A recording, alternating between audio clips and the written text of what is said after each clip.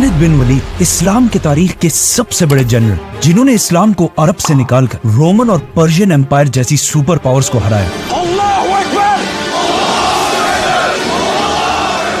लेकिन इस सब के बाद उस वक्त के खलीफा हजरत उमर रज़ियल्लाहु अन्हु ने उन्हें अपनी पोजीशन मतलब आर्मी चीफ के ओहदे से हटा दी। लेकिन क्यों? अस्सलामुअलैकुम दोस्तों, कैसे हो? उम्मीद करता हूँ खैरियत से रहेंगे। मेरा नाम है कलाम और आप देख रहे हैं द कलाम ब्लॉग। आज हम लोग जानेंगे खाइस्ता चैनल, द खाइस्ता चैनल के यूट्यूब चैनल है, उनके वीडियो पे रिएक्शन देने आए हैं कि अब खालिद बिन वलीद कैसे सहाबी थे और कैसे जंग लड़े थे, उनके बारे में पूरा डिटेल से समझते हैं द खाइस्ता चैनल से। चलो शुरू करते हैं। इनका ओरिजिनल वीडियो डिस्क्रिप्शन में मिल जाएगा और ज़रूर सब्सक्राइब करना। बहुत अच्छा वीडियो बनाते हैं माशाल्लाह।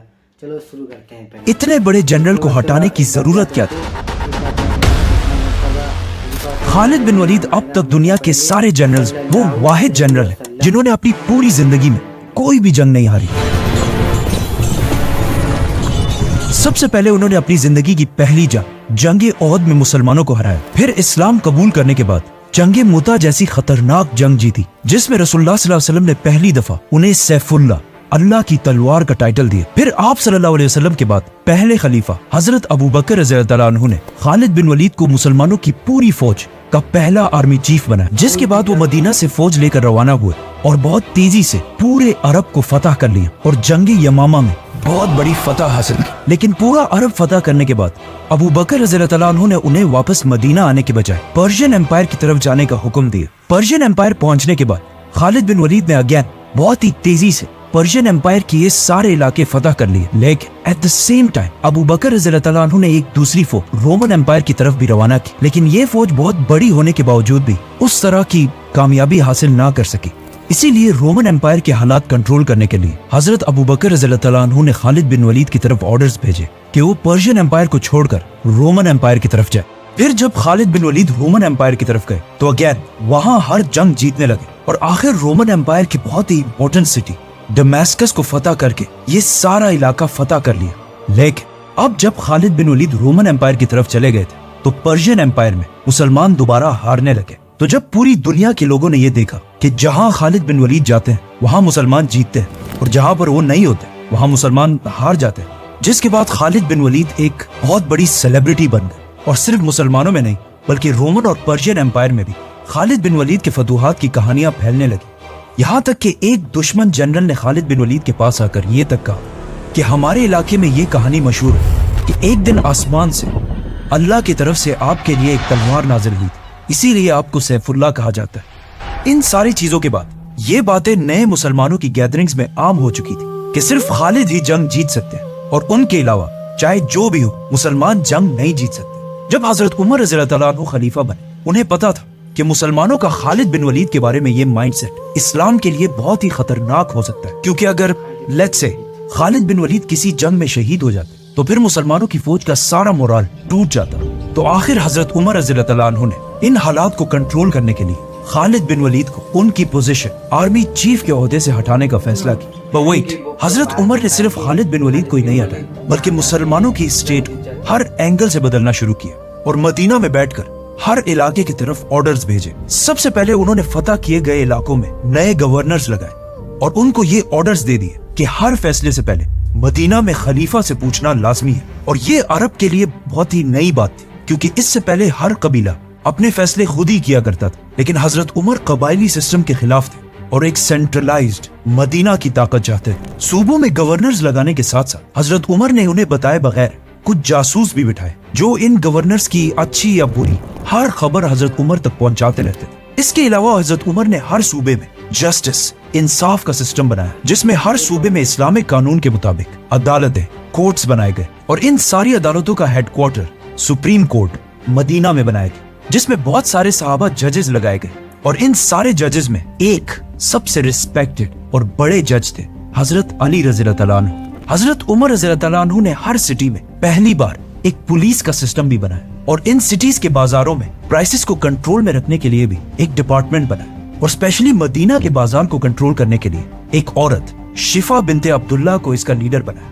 ये उस जमाने में बहुत ही अजीब बात थी कि हजरत उमर ने इतनी इंपॉर्टेंट पोस्ट पर एक औरत को कैसे बिठाया। लेकिन हजरत उमर सिर्फ मेरिट को देखकर ही फैसले किया करते थे। ये सब तो वो काम थे जो हजरत उमर रज़ियल्लाहु तआला अन्हु ने सिविल एडमिनिस्ट्रेशन में किए थे। लेकिन इस सब के अलावा उन्होंने मुसलमानों की आर्मी को भी चेंज करना शुरू किया। मतलब इससे पहले हजरत अबू बकर रज़ियल्लाहु तआला अन्हु के दौर में मुसलमानों की आर्मी और जनरल्स सारे फैसले खुद ही किया करती थी, और हजरत अबू बकर रज़ियल्लाहु तआला अन्हु ने ये करने की उन्हें इजाजत भी दी थी, क्योंकि उस जमाने में ना फोन्स थे और ना इंटरनेट। तो अगर हर डिसीजन से पहले मदीना से पूछा जाता तो इससे मुसलमानों की फौज की स्पीड बहुत ही स्लो हो जाती। लेकिन हजरत उमर को मुसलमानों की फौज की स्पीड से ज्यादा इस्लाम की फिक्र थी, क्योंकि अगर देखा जाए तो मुसलमानों की इस एम्पायर से भी बहुत बड़ी एम्पायर चंगेज खान ने बनाई थी, लेकिन वो एम्पायर सिर्फ 100 सालों में बिल्कुल खत्म हो गई। लेकिन हजरत उमर रज़ियल्लाहु तआला अन्हु चाहते थे कि इस्लाम इस एम्पायर के बाद भी आने वाले हजारों साल तक दुनिया में कायम रहे। तो उन्होंने अपने आर्मी चीफ खालिद बिन वलीद की तरफ एक लेटर भेजा और उन्हें इस एम्पायर के नए रूल समझाए कि हर डिसीजन से पहले मदीना में खलीफा से पूछना लाजमी है। इसके अलावा हजरत उमर ने मुसलमानों की फौज के अंदर कुछ स्पाइज जासूस भी बिठाए, जो इन जनरल्स को बगैर बताए उनकी हर खबर हजरत उमर तक पहुंचाते रहते थे। खालिद बिन वलीद ने जब हजरत उमर रज़ियल्लाहु तआला अन्हु का लेटर पढ़ा कि हर डिसीजन से पहले मदीना में खलीफा से पूछना पड़ेगा, तो उन्होंने ये हुक्म मानने से इनकार कर दिया। इसलिए नहीं कि वो अपने आप को बहुत बड़ा समझते थे, बल्कि इसलिए क्योंकि ऐसा करने से मुसलमानों की फौज की स्पीड बहुत ही स्लो हो जाती, और स्लो स्पीड के साथ आगे बढ़ना खालिद बिन वलीद का स्टाइल नहीं था। हजरत उमर ने दोबारा खालिद बिन वलीद की तरफ एक दूसरा लेटर भेजा कि तुम सिर्फ इसी शर्त पर मुसलमानों के आर्मी चीफ रहोगे अगर इन ऑर्डर्स को मान लो। लेकिन अगेन खालिद बिन वलीद ने ऐसा करने से इनकार कर दिया और कहा कि जब पहले खलीफा अबू बकर मुझसे नहीं पूछते थे तो आप मुझसे क्यों पूछ रहे हैं। नाउ इब्ने हाजर अल अस्कलानी की किताब और कुछ बाकी किताबों में एक बहुत ही इंटरेस्टिंग वाकया लिखा है कि एक दिन खालिद बिन वलीद एक महफिल में बैठे हुए थे जहाँ एक शायर ने कुछ बहुत ही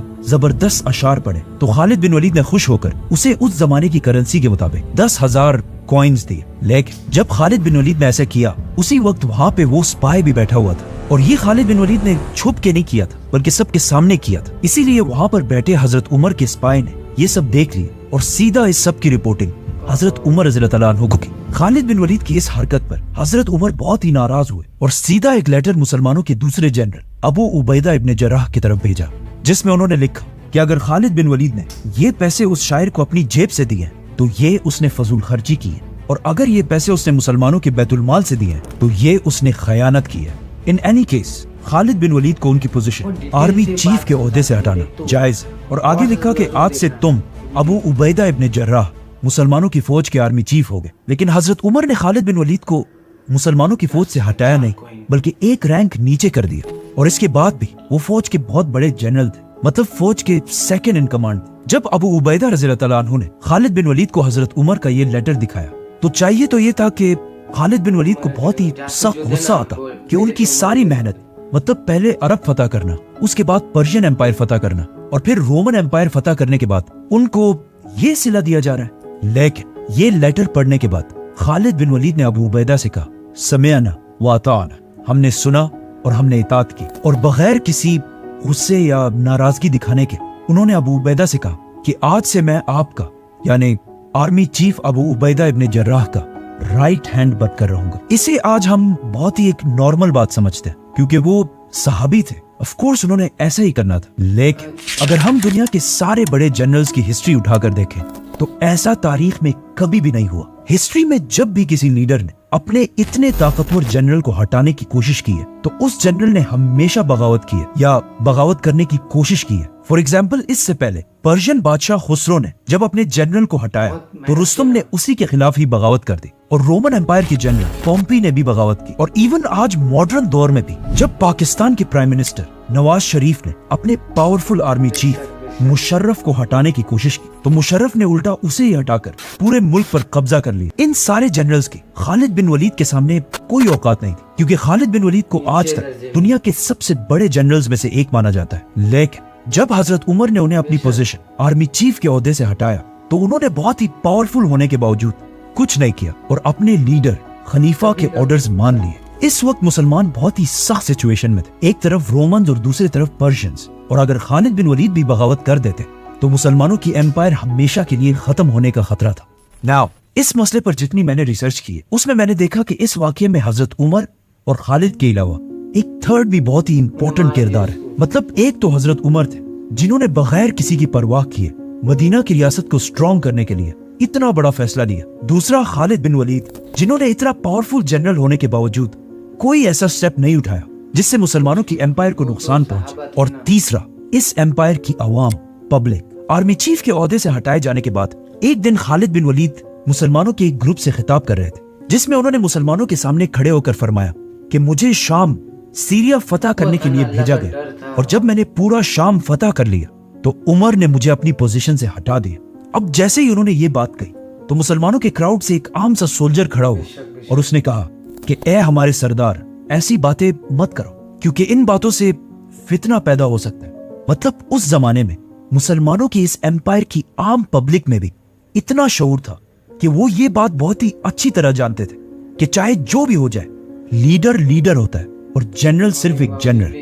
खालिद बिन वलीद को हटाने से सिर्फ उन्हें ही नहीं बल्कि पूरे इस्लामिक एम्पायर में एक कंफ्यूजन फैल गई कि आखिर क्यों हजरत उमर ने इतने सख्त टाइम पर खालिद बिन वलीद को हटा दिया, जिससे आहिस्ता आहिस्ता लोगों में बहुत सारी गलतफहमियां फैलने लगी और लोग अजीब अजीब बातें करने लगे।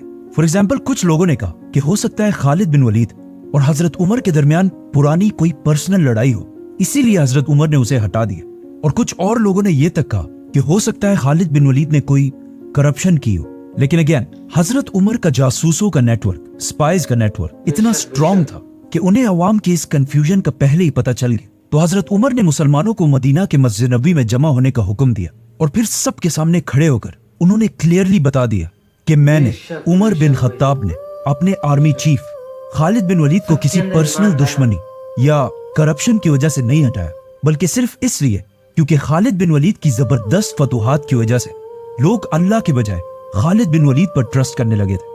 और मैं सारे मुसलमानों को यह दिखाना चाहता हूँ कि किसी भी जंग में जीत सिर्फ और सिर्फ अल्लाह की तरफ से आती है, किसी इंसान की तरफ से नहीं।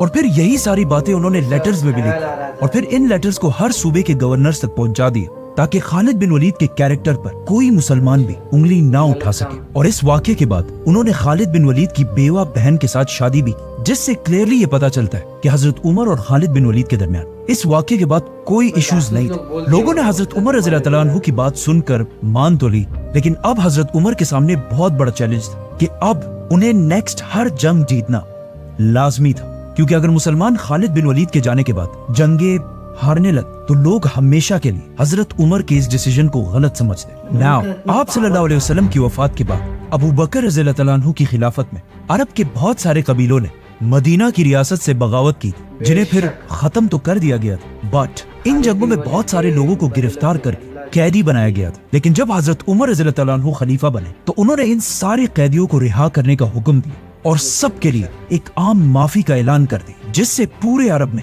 उनकी पॉपुलैरिटी बहुत ही ज्यादा बढ़ गई और लोग हजरत उमर की इस रहमदिली से इतना खुश हुए कि उन्होंने आकर इस्लाम कबूल कर लिया और फिर अपनी मर्जी से मुसलमानों की फौज में शामिल हो गए। इन लोगों में एक शख्स तुलैहा भी था और ये वो शख्स था जिसने इससे पहले अबू बकर रज़ियल्लाहु अन्हु के दौर में पैगंबर होने का झूठा दावा भी किया था। लेकिन जब वो हजरत उमर रज़ियल्लाहु अन्हु के पास आए तो हजरत उमर ने उन्हें भी माफ कर दिया और वो भी मुसलमानों की फौज में शामिल हो गए। हजरत उमर के इन सख्त और जबरदस्त डिसीजंस के बाद अरब के लोग उनसे इतना खुश थे कि वो पुरानी सारी दुश्मनियां छोड़कर मुसलमानों के साथ शामिल हो गए। और पहली बार ऐसा भी हुआ कि क्रिश्चियंस ने भी आकर पर्शियन एम्पायर के खिलाफ मुसलमानों का साथ देने की कसम खाई। तो अब हजरत उमर ने मुसलमानों और क्रिश्चियंस को मिलाकर पर्शियन एम्पायर के खिलाफ एक नई आर्मी बनाई। इस फौज ने मुसन्ना की लीडरशिप पर्शियन एम्पायर की एक बहुत बड़ी फौज को हरा दिया और eight the same time Abu Ubaida इब्न जर्राह की लीडरशिप में भी मुसलमानों ने रोमन एम्पायर की एक फौज को हराकर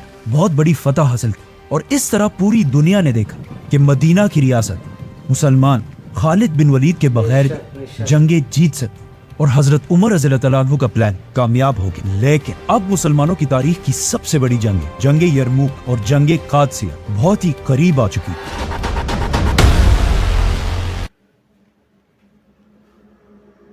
तो ये था द खाइस्ता चैनल का रिएक्शन।